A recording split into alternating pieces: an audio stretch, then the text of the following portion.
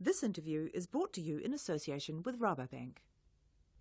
Hello, I'm Roger Bourne, and on this Rural Delivery online interview, I'm speaking with the Chief Executive Officer of New Zealand Wine Growers, Philip Gregan. Philip, hello. Nice to be here. Philip, horticulture sector, everywhere I go, people are saying, look, it's really flying. Wine is a big component in that success. Is that the way it feels to you, that you're flying?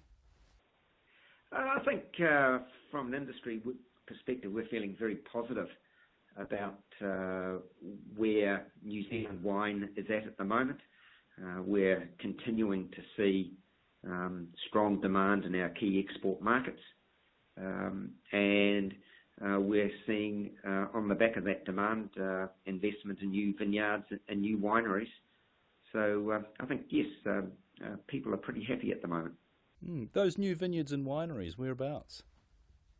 There's obviously significant developments in Marlborough, as has been the case for some time, but we're also seeing new developments in Hawke's Bay, for example, and throughout the country there are vineyards being planted.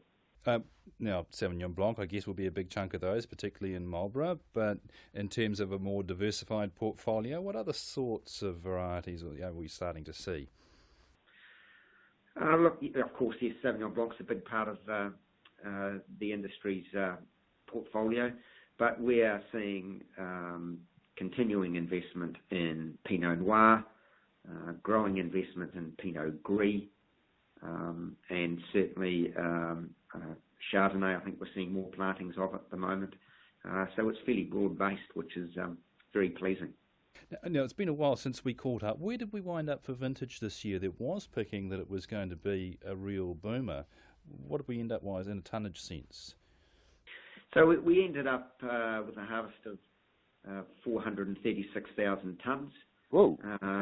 It rebounded strongly from what was a very small vintage last year, but is down on the record crop that we had in 2014. So we're very comfortable with where the suppliers ended up. It's going to place us in a good position for the next 12 months. Well, Rabobank have just published a study and pretty much said, look, New Zealand wine's been growing for a long time, no reason to believe that it can't continue to do that. International appetite for our wines, no sign of that slowing down anytime soon. That's on the back of an awful lot of work in terms of not just producing a high-quality product, but also marketing it that appropriately.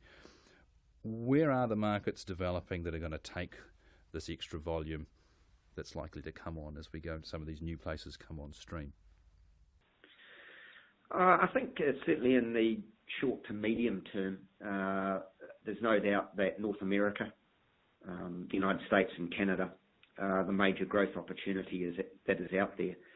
We're seeing very, very strong growth into both those markets, and there are no signs that that's going to slow down. I think the market that has surprised a lot of people in recent years has been the performance of the United Kingdom.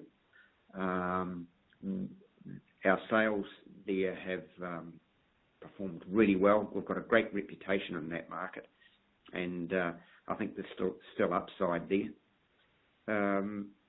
Australia, the industry with high dollar going into Australia for New Zealand at the current time, we've in fact seen some diversion of product away from that market into the United States and the UK over the past 12 months, but we still see upside there. Longer term, clearly, Asian markets are of growing importance for the industry, and while China to date hasn't performed quite the way that we expected it, I don't think there's any doubt that long term it's going to be a very important market for New Zealand producers. And other parts of the EU other than the UK are also doing quite well for us at the moment. So I think in terms of market development, the industry's in a very good space. Any concerns about Britain in a post-Brexit environment? The pound's come off a little bit, maybe a little bit of instability in their economy. There's an awful lot of New Zealand wine goes in there at a really good price point. Are you concerned at all? We're obviously concerned about the uncertainty.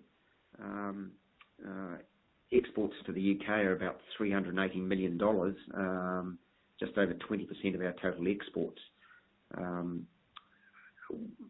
We've already spoken to the government about the importance of that market.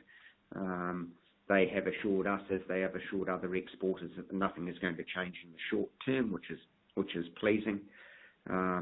Hopefully, a New Zealand-UK free trade agreement can be negotiated that may, in fact, even improve our access into the market. Going back to the Rabobank survey, they predicted that a lot of the growth was going to be off-premise. Is that your understanding? Yeah, certainly off-premise is the dominant part of most wine markets around the world. So yes, that's where a lot of the growth is occurring. That doesn't mean that on-premise is not important. It is, but certainly market growth tends to be dominated by off-premise. Now, looking into the industry itself, you've got a pretty good handle on what's required in terms of R&D. You've just been holding grape days around the country, updating growers on the type of research and winemakers on the type of research that's going on their behalf. What can you tell us about happening in that space? Yeah, we had a very successful grape days in 3 locations, well over 600 industry members attending. We reported on a number of different research initiatives that have been conducted in recent times. Obviously, issues around water are very important at the moment, so there were some results of research looking at nitrate leaching into aquifers from vineyards, and the great result there was the leachings at very, very low levels from vineyards. We're also looking at controls for powdery mildew and other fungus diseases that the industry is facing. And we also saw the first results of the Lifestyles Wine project looking at lower alcohol and lower calorie wines. Now, that's a very consumer-led project. What sort of feedback are you getting from the marketplace that's led you down that path to say, actually, people probably wanting something that's maybe delivers the same flavour but has a little less alcohol in it? I think the simple view that we've taken out of the market over the last few years is that people are concerned about their health. They want to live healthy lifestyles. That means they want to eat healthy foods, and they want to make sure that when they are consuming wines and other alcoholic beverages, they do so in a way that's moderate and is not going to harm their health. So, there is strong growth in markets for these lower alcohol, lower calorie wines. In fact, we've seen that the New Zealand marketplace is leading the way in that respect at the moment, but we certainly see opportunities in export markets as well. Any particular markets? I'm sort of picking it's probably the US and Europe that would fit most into that camp. Would that be right? Certainly at this stage, yes.